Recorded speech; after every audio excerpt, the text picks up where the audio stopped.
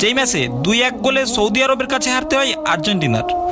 তখন পুরো বিশ্ব জুড়ে সব রঙ্গকারীদের মুখে একই বাণী, Messi is no one. He's finished. He's finished. Messi, kick him out. World Cup. Kick him out. এই রঙ্গকারীরা আগে হয়তো বা জানতো না যে মেসি এক রাজ্য জয় করা রাজা, যেই রাজার প্রাপ্তিথলিতে 2022 বিশ্বকাপের আগ পর্যন্ত ছিল সবই, শুধু বাকি ছিল এক বিশ্বকাপ। যেই বিশ্বকাপ কাতারের মরুর বুকে যেন হাতছানি দিয়ে ডাকতেছিল তাকে, আর যেই বিশ্বকাপ মহান আল্লাহ তাআলা তাকে দেওয়ার জন্য লিখেছিল দুর্ধর্ষ এক গল্প। তো এই ভিডিওটায় আমরা এই মেসি নামক এক খুদে রাজার রাজ্য জয় করার গল্পটা একটু নতুনভাবে জানার চেষ্টা করব। Es especial, como decís, seguramente mi última oportunidad de conseguir ese gran sueño que tengo, que todo que... He absolutely is. I mean, one of the greatest players to have ever played the game. He comes into the tournament. এই হলো আর্জেন্টিনার Rosario শহর।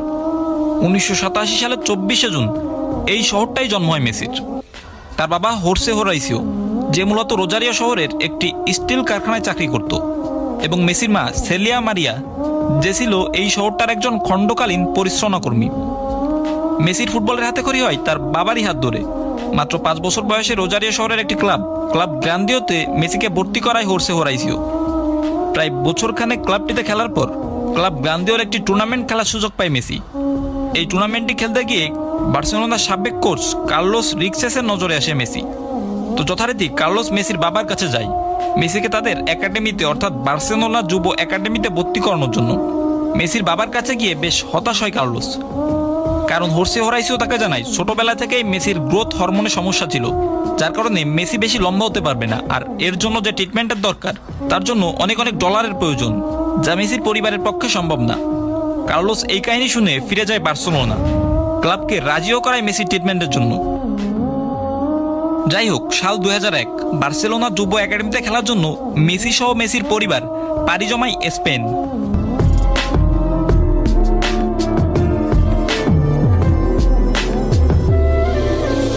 প্রায় 2 বছরের মতো সময় ধরে Barcelona যুব একাডেমিতে খেলতে থাকেন মেসি। 2003 সালে যুব একাডেমি থেকে বার্সেলোনা সি দলে খেলার জন্য সিলেক্ট হয়। এরপর 2004 সালে বি দলে, 2005-এ বার্সেলোনার মূল দলে।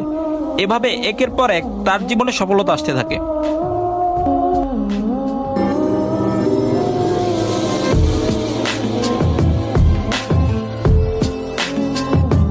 আর্জেন্টিনার হয়ে জীবনের প্রথম মাঠে নামে মেসি 2005 সালে। এর পরের বছর অর্থাৎ 2006 সালে আর্জেন্টিনার হয়ে মেসি প্রথম বিশ্বকাপ খেলার সুযোগ পায়। জীবনের প্রথম বিশ্বকাপে মেসি গোল করে সর্বমোট 13টি। সেই বিশ্বকাপে দলটি কোয়ার্টার ফাইনালে জার্মানির কাছে হেরে বিশ্বকাপে ব্যর্থ হয়। এরপর আসে 2010 বিশ্বকাপ, এবং যেই বিশ্বকাপের রেজাল্টও আগের বিশ্বকাপের মতো। ক্রমান্বয়ে আসে 2014 বিশ্বকাপ, 18 বিশ্বকাপ এবং সর্বশেষ 2022 বিশ্বকাপ। যেই বিশ্বকাপটা হয়তো মহান আল্লাহ তাআলা একমাত্র মেসির ভাগ্যেই লিখেছিলেন।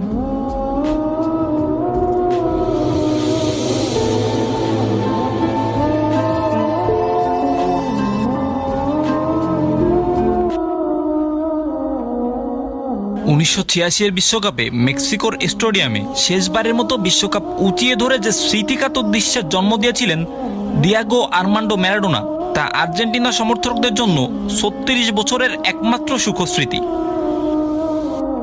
এই দীর্ঘ সময় পৃথিবীর বুকে বহু ঘটনা ঘটলেও কেন যেন ঘটেনি ল্যাটিন আমেরিকার ফুটবল পাগল এই দেশটির জন্য আরেকটা ফুটবল নিয়ে মেতে ওঠার উৎসব।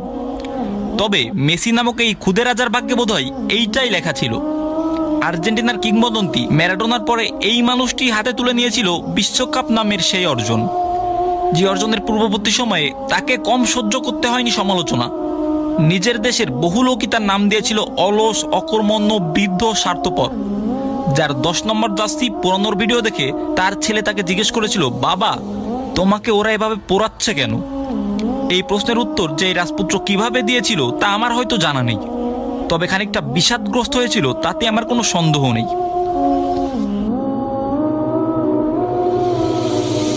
অবশেষে আবার আসে 2022 কাতার বিশ্বকাপ।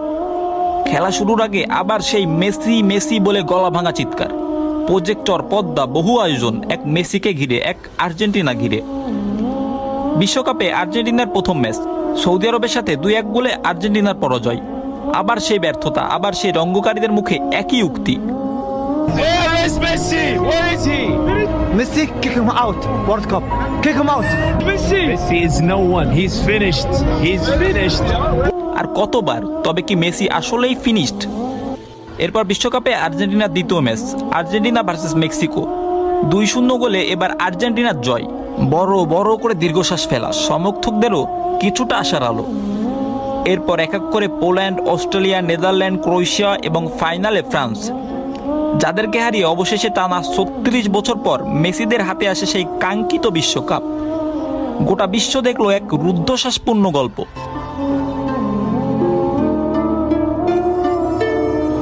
আর যেই গল্পের একমাত্র নায়ক লিওনেল আন্দ্রেস মেসি।